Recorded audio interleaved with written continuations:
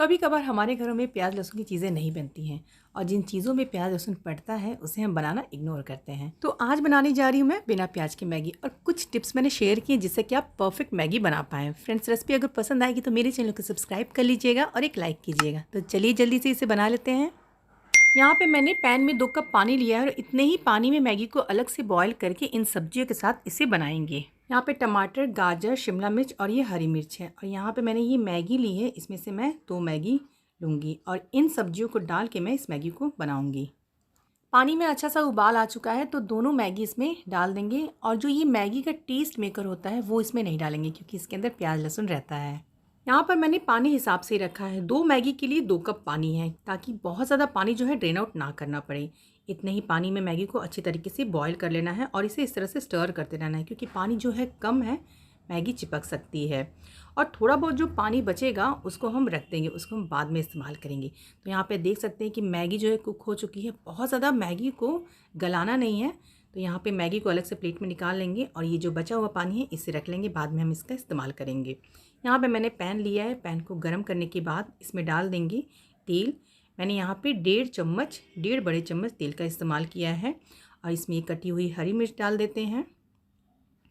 इसके बाद हरी मिर्च को अच्छी तरीके से फ्राई करने के बाद इसमें हम डाल देंगे ये कटा हुआ टमाटर और फ्लेम को यहाँ पे हाई कर देंगे। जब हम टमाटर को डालेंगे तो फ्लेम को बिल्कुल हाई कर देंगे।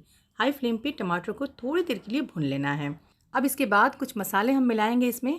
तो मैं यहाँ पे डाल रही हूँ पाव भाजी मसाला क्योंकि इस मसाले में प्याज लहसुन नहीं रहता है। आप अपने मनपसंद मसाले इसमें डाल सकते हैं लेकिन याद रखिएगा उसमें प्याज लहसुन नहीं होना चाहिए क्योंकि हम बिना प्याज की मैगी बना रहे हैं। जैसे कि सब्जी मसाला हो गया और किचन किंग मसाला, इन दोनों में प्याज लहसुन रहता है। अगर आप ये पाव भाजी मसाला नहीं डालना चाहते हैं तो हमारे घर में जो सिंपल से मसाले होते हैं, जीरा, धनिया, काली मिर्च का पाउडर, इनके साथ भी आप ये मैगी बना सकते हैं। बहुत ही अच्छा टेस्ट आता है। मैं कई बार इन मसालों के साथ मैगी को बनाती हूँ। यहाँ पे मैंने डाल दिया कश्मीरी लाल मिर्च अच्छा सा कलर आने के लिए और ये नमक डाल देंगे स्वाद के अनुसार। इन मसालों को अच्छी तरीके से पकाने के लिए इसे ढक देंगे 1 मिनट के लिए।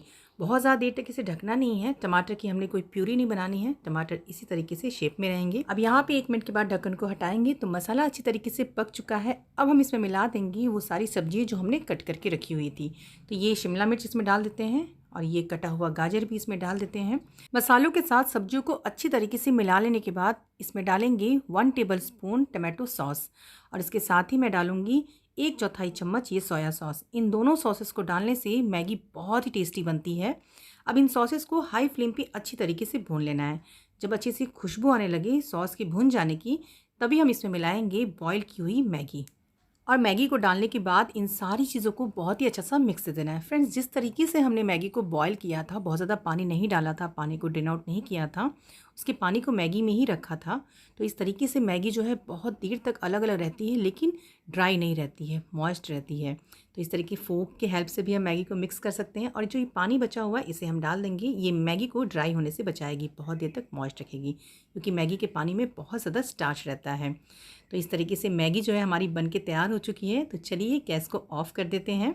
यहाँ पे मैंने गैस को बंद कर दिया है। अब मैगी को हम सर्व कर देते हैं। तो ये देखिए कितनी डिलीशियस लग रही है दिखने में। इस तरीके से आप मैगी बनाएंगे तो आप प्याज वगैरह नहीं खोजेंगे, आप इसी तरीके से मैगी को बनाना और खाना पसंद करेंगी। फ्रेंड्स, इसे आप ज़रूर बनाइएगा और पसंद आए तो मेरे चैनल को सब्सक्राइब कर लीजिएगा और एक लाइक भी कीजिएगा। आप इसे अपने फ्रेंड सर्कल में शेयर भी कर सकते हैं। तो मिलती हूँ नेक्स्ट वीडियो में एक नई रेसिपी के साथ। Till then bye to everybody.